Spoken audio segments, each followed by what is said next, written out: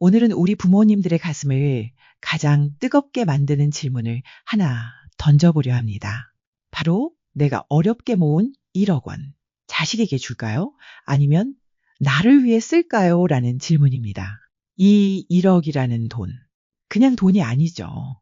이 안에는 우리 부모님들의 수십 년간의 노력과 희생이 고스란히 담겨 있습니다. 잠 덜 자고 일하며 먹고 싶은 거 참고 입고 싶은 거 참아가며 아끼고 모은 돈이니까요. 이처럼 소중한 돈을 어디에 써야 할지 고민하는 우리의 마음. 단순히 돈 계산을 하는 것을 넘어선다고 생각해요. 그런데 여기서 잠시 냉정하게 현실적인 숫자를 한번 짚고 넘어가 볼까요?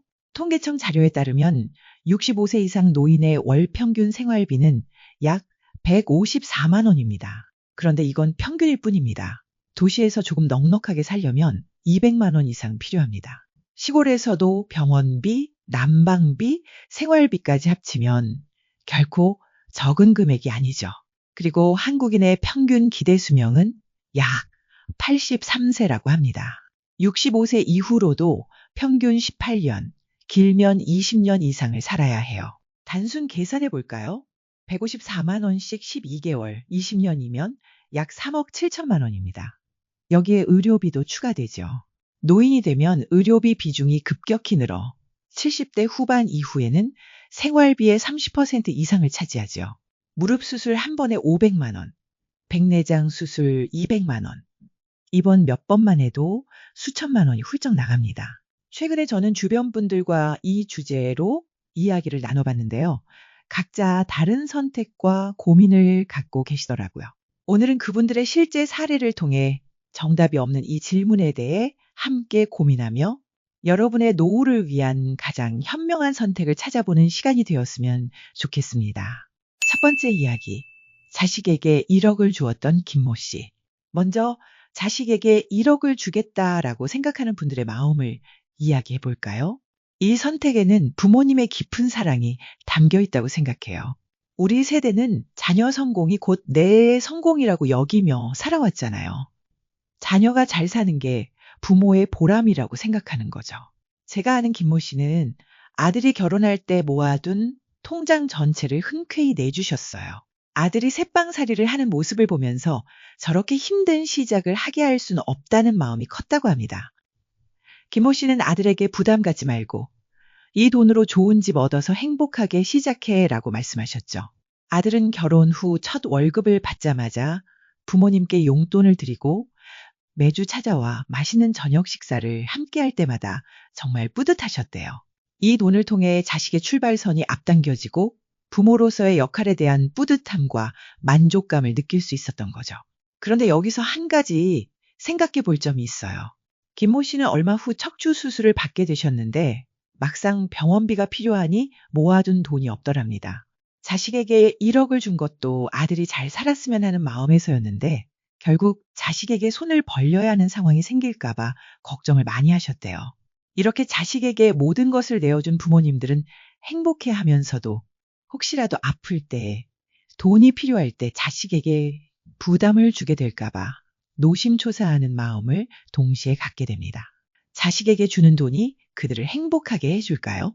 물론 당장은 큰 도움이 되겠지만 그 도움 때문에 자녀가 스스로의 힘으로 서는 법을 잊게 되진 않을까요?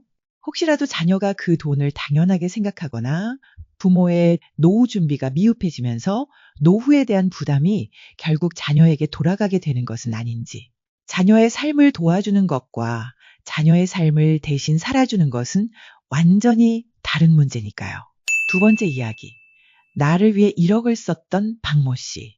그렇다면 반대로 내가 1억을 쓰겠다라고 생각하는 분들은 왜 그렇게 생각하는 걸까요? 저는 이 선택이 결코 이기적인 것이 아니라 오히려 건강한 노후를 위한 가장 현명한 선택이라고 생각합니다. 크게 세 가지 이유를 말씀드릴게요. 첫째, 자녀에게 돈보다 중요한 것은 자립심입니다. 우리가 힘들게 모은 돈을 자녀에게 주는 것이 사실 가장 쉬운 방법일 수 있어요. 하지만 어려운 문제를 스스로 해결해 나가는 경험이야말로 자녀의 인생을 더 단단하게 만들어줄 겁니다. 자녀가 스스로 돈을 벌고 미래를 계획하고 어려움을 극복하는 과정에서 얻는 깨달음은 그 어떤 1억 원보다 값질 겁니다.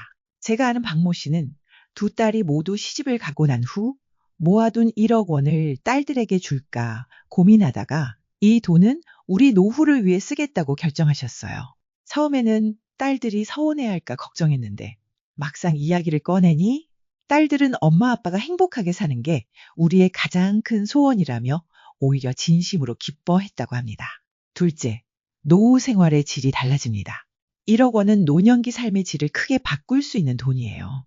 갑자기 찾아오는 질병에 대비할 수 있는 병원비가 될 수도 있고요. 배우자와 함께 꿈꿔왔던 해외여행을 떠나는 기회가 될 수도 있습니다. 배우고 싶었던 악기나 그림을 시작하는 데 쓰일 수도 있겠죠. 이 돈은 노년의 삶에 활력과 풍요로움을 더해주는 행복 자금이 될 겁니다. 셋째, 부모의 안정적인 노후가 결국 자녀에게는 가장 큰 효도입니다. 노년에 부모가 경제적으로 불안정해지면 그 부담은 고스란히 자녀에게 돌아가게 됩니다. 만약 부모가 돈이 없어서 힘들어진다면 결국 자녀가 부모를 부양해야 한다는 마음의 짐을 지게 되죠. 부모가 스스로의 노후를 책임지는 것이야말로 자녀의 가장 큰 걱정을 덜어주는 일이고 진정한 의미의 효도일 수 있습니다. 부모님이 건강하고 행복하게 지내시는 것. 이게 바로 모든 자녀가 바라는 모습이니까요. 세 번째 이야기. 절반의 지혜를 택한 최모 씨. 물론 1억 원 전부를 주거나 전부 쓰거나 하는 양자택일만 있는 건 아닙니다. 세 번째 사례를 말씀드릴게요. 제가 아는 최모 씨 부부는 절반의 지혜를 택했습니다. 1억 원 중 5천만 원은 자녀가 살 집의 전세 자금에 보태주었고 나머지 5천만 원은 부부의 노후 전용 통장에 넣어두셨다고 해요. 최모 씨는 이 선택을 두고 자식의 시작을 응원하는 마음도 중요하지만 우리 부부의 미래를 지키는 것도 그만큼 중요하다고 생각했다고 말했습니다.